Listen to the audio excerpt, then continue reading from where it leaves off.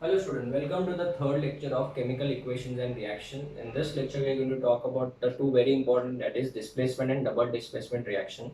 Now before starting the lecture, let us solve one question which we have studied in the previous lecture. इसका concept जो है हम लोग ने previous lecture में complete किया है. So student, question says a shiny brown colored compound element, a shiny brown बोला है element है X on heating in air becomes black. उसको जब एयर में हीट करते तो वो ब्लैक कलर का हो जाता है. Name the element x and black colour compound form. ठीक है ना.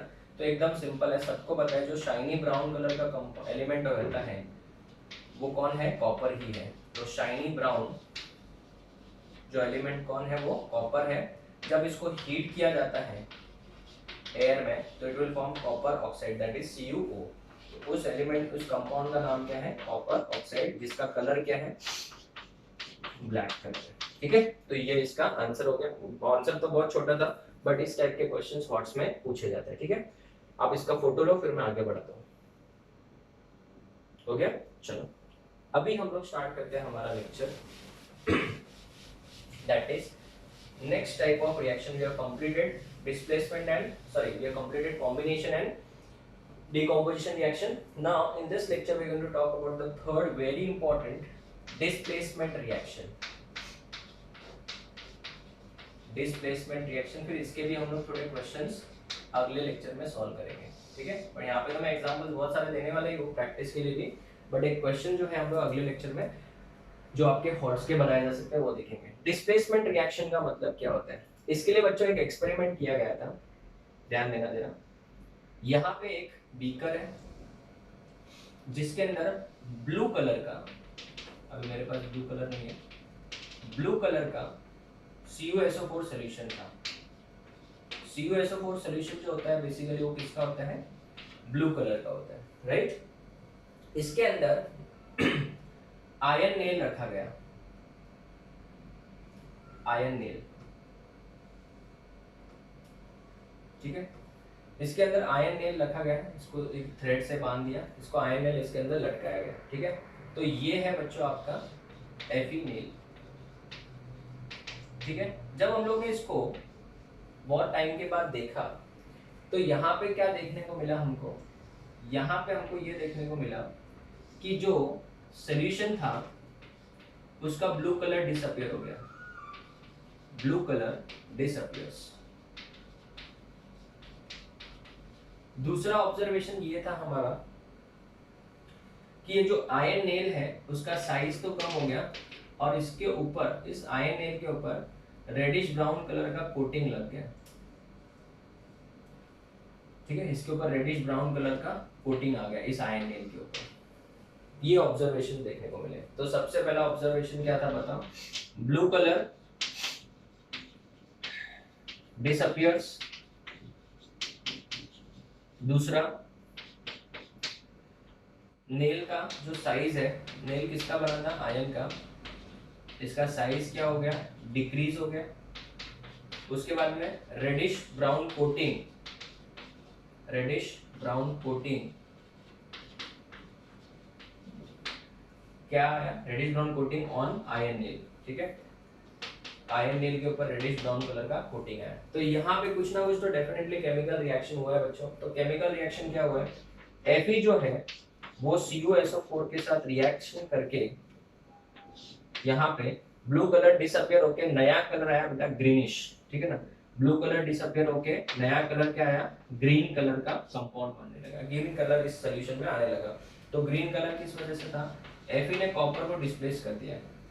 इस Fe ने इस कॉपर को यहाँ से क्या कर दिया, डिस्प्लेस कर दिया. और यहाँ पे कॉपर, और सबको पता है कॉपर कौन से कलर का होता है, ब्राउनिश कलर का होता है. तो रेडिश ब्राउन कलर का कोटिंग इसके ऊपर आ गया बच्चों. तो इस रिएक्शन को बेटा हम लोग क्या बोलेंगे, डिस्प्लेसमेंट रिएक्शन. आयन ने कॉपर को क्या किया, डिस्प्लेस किया. इसका मतलब ion is what, definitely more reactive. अगर ये ज्यादा रिएक्टिव है तभी वो बच्चों कॉपर को डिस्प्लेस कर सकता है, और कॉपर अगर डिस्प्लेस हो रहा है मतलब it is less reactive. So how will you define a displacement reaction? A chemical reaction, a chemical reaction in which a more reactive element, a more reactive element displaces a less reactive element, displaces a less reactive element from its compound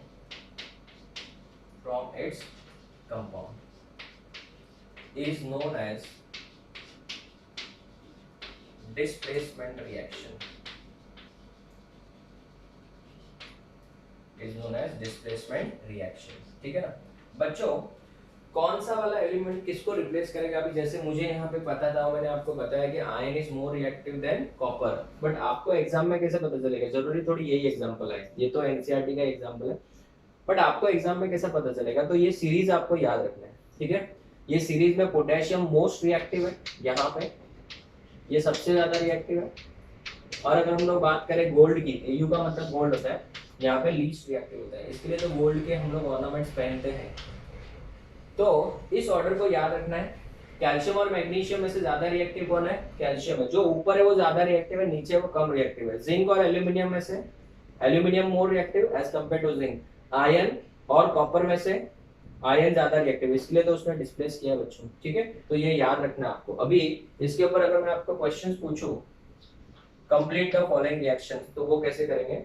reactions थोड़े से लिख लो आप लोग, practice के लिए मैंने आपके book में से लिए हैं, तो लिखो नंबर 1, प्रैक्टिस करो। Zn plus CuSO4 gives, इसको यूज करके इसके आंसर्स प्रिडिक्ट करो। Pb plus CuCl2 gives Cu plus AgNO3, ठीक है। ये तीनों रिएक्शंस करो बच्चों, और एक रिएक्शन ऐसा देते हो जो नहीं होता है, राइट।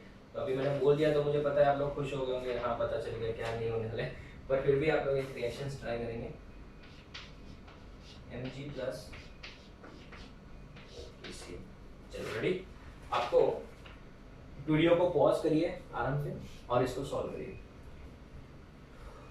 कर दिया? चलो बताओ, जिंक और कॉपर में से ज्यादा रिएक्टिव कौन है? देखो जिंक और कॉपर में से जिंक ज्यादा रिएक्टिव है, तो इसको डिस्प्लेस करेगा, तो यहाँ पे क्या बनेगा? ZnSO4 प्लस Cu बन जाएगा। Pb और Cu में से ज्यादा रिएक्टिव कौन है? Pb और Cu में से Pb is more reactive, so Pb इसको डिस्प्लेस करके PbCl2 प्लस Cu बना देगा।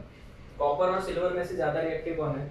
कॉपर और सिल्वर में से कॉपर इज मोर रिएक्टिव बच्चों, तो इस वजह से यहाँ पे क्या बनेगा? CuNO3 ट्वाइस, NO3 ट्वाइस बनेगा। कॉपर का 2 वाला जो वैलेंसी है वो ज्यादा स्टेबल है, तो यहाँ पे 2 आएगा प्लस 2 Ag, थोड़ा सा याद रखिए। मैग्नीशियम और कैल्शियम में, सॉरी मैग्नीशियम और पोटेशियम में से ज्यादा रिएक्टिव कौन है? पोटेशियम, तो ये रिएक्शन होगी क्या? नहीं होगी। तो क्या मैग्नीशियम इसको डिस्प्लेस कर पाएगा? नहीं कर पाएगा। तो ऐसे टाइप के क्वेश्चन जनरली आते हैं। और अगर मेरे पास में समझो मैं लैब में बैठा हूँ और मेरे पास सिल्वर नाइट्रेट, थोड़ा सा फनी है, सिल्वर नाइट्रेट का सोल्यूशन है, तो बच्चे बोलेंगे अरे यार ये तो सिल्वर नाइट्रेट है, सिल्वर है इसमें, काश मैं कोई रिएक्शन कर दूं ऐसा और मुझे मेरा सिल्वर मिल जाए तो मैं मार्केट में इसको बेच सकता हूँ। तो आप उसमें क्या करोगे? थोड़ा सा कॉपर डाल दो, ठीक है। कॉलेज में, स्कूल में, लैब में करना मत, ऐसे ही मजाक करो, तो उसमें से आपको सिल्वर मिल जाएगा। क्यों? देखो सिल्वर यहाँ पे प्रेसिपिटेट हो रहा है, मतलब नीचे जमा हो रहा है। तो इस रिएक्शन को हम लोग क्या बोलते हैं? Displacement reaction. बहुत ही ज्यादा इजी है बच्चों, कुछ है नहीं ज्यादा इसमें, खाली अगर आपको वो सीरीज याद है तो अपना काम हो जाएगा। So a chemical reaction in which a more reactive element displaces a less reactive element from its compound is known as what? Displacement reaction, ठीक है। तो अभी इसमें एक और होता है डबल डिस्प्लेसमेंट, जिसको प्रेसिपिटेशन भी बोलेंगे। तो आप लोग इसका फोटो लो, फिर मैं आगे सिखाता हूँ।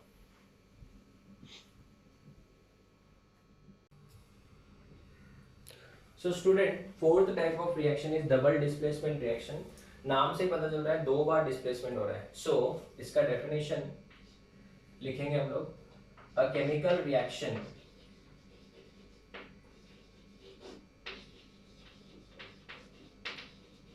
in which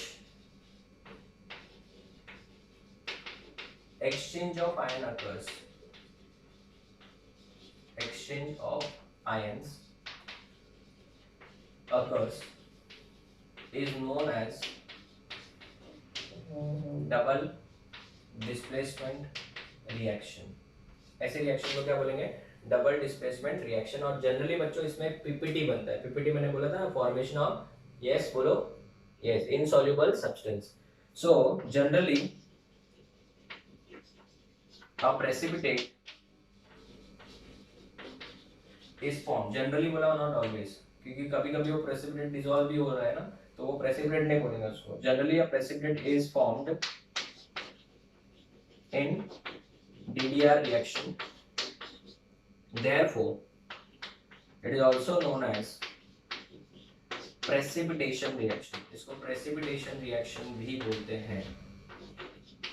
इसको क्या बोलते हैं? प्रेसिपिटेशन रिएक्शन भी बोला जाता है. ठीक है, अभी मैं अगर एग्जांपल के तौर पे बताऊं बच्चों, तो प्रेसिपिटेशन रिएक्शन के लिए अगर मैं जो आपके एनसीईआरटी बुक का एग्जांपल लेता हूं कि अगर मेरे पास सोडियम सल्फेट है Na2SO4 है, Na2SO4 है, इसके अंदर समझो मैंने अगर डाल दिया बेरियम क्लोराइड, तो बेरियम क्लोराइड डालते बच्चों रिएक्शन क्या होगी? चलो बताओ. कुछ नहीं आया तो इतना तो पता है, जो फर्स्ट पार्ट होता है वो प्लस होता है, जो सेकेंड पार्ट होता है वो माइनस होता है. यहाँ पे फर्स्ट पार्ट प्लस है और सेकेंड पार्ट माइनस है, तो डेफिनेटली क्या होगा? इसका प्लस उसके माइनस के साथ जाएगा और इसका प्लस इसके माइनस के साथ जाएगा.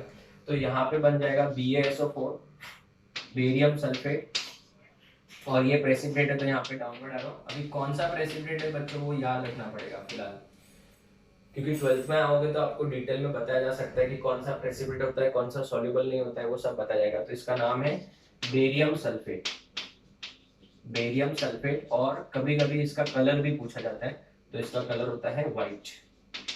ठीक है, कलर भी आपको याद ही रखना पड़ेगा, देयर इज नो ऑप्शन. ठीक है, इस रिएक्शन को आप क्या बोलोगे? Double displacement. क्यों? सोडियम ने बेरियम को डिस्प्लेस किया, बेरियम ने किसको डिस्प्लेस किया? सोडियम को. इस वजह से इसको क्या बोलेंगे? Double displacement reaction. और इसमें देखो पीपीटी बन रहा है, व्हाइट पीपीटी बन रहा है, इस वजह से इसको बेटा प्रेसिपिटेशन रिएक्शन भी बोलते हैं. तो आपको सिर्फ आयंस को क्या करना है? एक्सचेंज करना है. तो एक दो क्वेश्चंस प्रैक्टिस के लिए ले लो, सॉल्व करो. PbNO3 twice plus 2Ki. ठीक है, इसका प्रोडक्ट आपको प्रेडिक्ट करना है. ठीक है, प्रोडक्ट प्रेडिक्ट करना, प्रोडक्ट तो इजी है, PbI2 है, लेड आयोडाइड का पीपीटी बनेगा. होमवर्क है, इसका कलर आपको फाइंड आउट करना है, इसका कलर आपको गूगल करना है, फाइंड आउट करना है.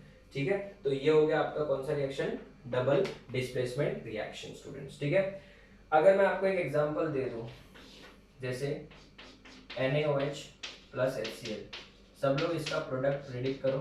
ठीक है, प्रोडक्ट प्रेडिक्ट करो. इसका नाम लेड आयोडाइड है. मैं इसका कलर अभी बताऊंगा, नहीं कलर बताऊंगा तो फिर आप लोग सर्च क्या करोगे? ये इसका प्रोडक्ट अपन प्रेडिक्ट करते हैं. तो मैं आपको थोड़े से अच्छे से क्वेश्चन बताता हूँ और सॉल्व करने के लिए, तब तक आप इसको सॉल्व करिए.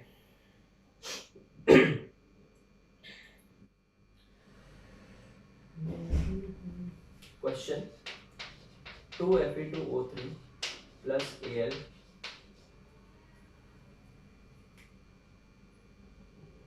gives Al2O3 plus Fe is a reaction of type. Next question.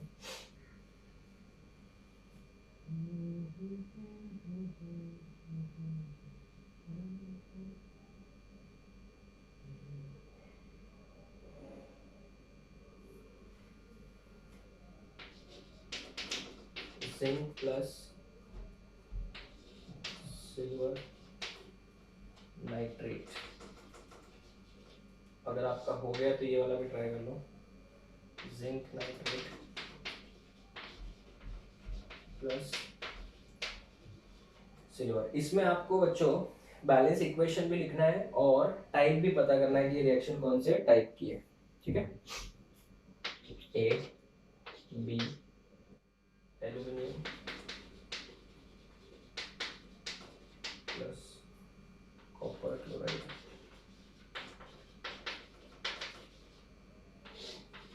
जो सीबीएसई के बच्चे हैं तो बेटा आपके एक्सरसाइज के क्वेश्चंस है. Copper chloride plus aluminium chloride. Try करिए everyone. Plus copper.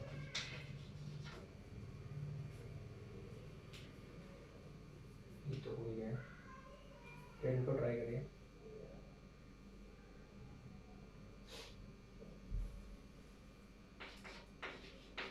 Zinc carbonate on heating, zinc oxide plus carbon dioxide. ठीक है, और भी देता हूँ, पहले इतना कंप्लीट करो। चलो हो गया, देखते हैं आंसर्स। अब बताओ यहाँ पे क्या बनेगा, NaCl बनेगा प्लस H2। बट सबको पता है NaCl पानी में डिसॉल्व हो जाता है, तो ये प्रेसिपिटेशन रिएक्शन नहीं है, it's a double displacement reaction, not a precipitation reaction. ना बताओ, क्या आपको लगता है इसमें Al ने Fe को डिस्प्लेस करके इसकी जगह ले लिया है? Yes, so it is an example of displacement reaction. बस ऐसे ही क्वेश्चन आते हैं बच्चों आपके मतलब बोर्ड एग्जाम में, ऐसे हॉट्स के क्वेश्चन है बच्चों। ठीक है, अभी हमको क्या करना है, इसको बच्चों इक्वेशन में फ्रेम करना है। जिंक का सिंबल पता है सबको, जिंक मतलब Zn। सिल्वर नाइट्रेट, सिल्वर का नाइट्रेट का फॉर्मूला आपने 9th स्टैंडर्ड में पढ़ा था, वो क्रॉस वाले फॉर्मूलाज। अगर आपको किसी को भी स्टूडेंट को फॉर्मूलाज बनाने नहीं आ रहा है तो you are requested to follow that table which was studied in 9th standard. ठीक है ना, तो जिंक जब इसको डिस्प्लेस करेगा तो Zn का वैलेंसी तो 2 है, तो जिंक नाइट्रेट बनेगा प्लस सिल्वर बनेगा, तो जिंक का वैलेंसी 2 है, इसके लिए यहाँ पे 2 आएगा, बैलेंस करोगे तो ये कौन से टाइप का रिएक्शन है बच्चों? It is an example of displacement reaction. It is an example of displacement reaction. Aluminium plus copper chloride, aluminium का सिंबल क्या है? Yes, it is Al plus copper chloride मतलब CuCl2 gives aluminium chloride, AlCl3 बनता है, AlCl2 मत लिखना, plus copper. अभी इसका बैलेंसिंग जो है मैं आपके ऊपर छोड़ रहा हूँ, बैलेंसिंग आप लोग करना। और अगर हम लोग बात करें तो ये भी एक क्या है, डिस्प्लेसमेंट रिएक्शन है। ठीक है, चलो लास्ट वाला देखते हैं, zinc carbonate. What is the formula of zinc carbonate? ZnCO3 gives zinc oxide. Zinc oxide का फॉर्मूला क्या होता है? ZnO plus carbon dioxide CO2। तो ये तो बच्चों क्या है, हीट करने से होगा, कोई भी टूटेगा हीट करने से ही, so it is decomposition reaction. Decomposition reaction. So ये हो गया आपके थोड़े एग्जांपल जो जनरली एक्सरसाइज पेज पे दिए, या फिर जो एसएससी बोर्ड वाले स्टूडेंट्स हैं उनके लिए हॉट्स के क्वेश्चन है। So this is the completion of double displacement reaction. आप लोग को ये थर्ड लेक्चर में मैंने 2 रिएक्शंस कवर करा दिए, 1-2 क्वेश्चन में next lecture that is lecture number 4 में आपको स्टार्टिंग में समझा दूंगा, उसमें हम लोग ऑक्सीडेशन एंड रिडक्शन वाला पार्ट कंप्लीट करेंगे। So students, this is lecture number 3, we will meet in the next lecture with some more questions based on this type, and we will start with oxidation and reduction, which is very important। 11th में तो एक chapter ही है redox reaction, जिसमें reduction और oxidation दोनों combine होते हैं। So students, we will meet in the next lecture, till then thank you।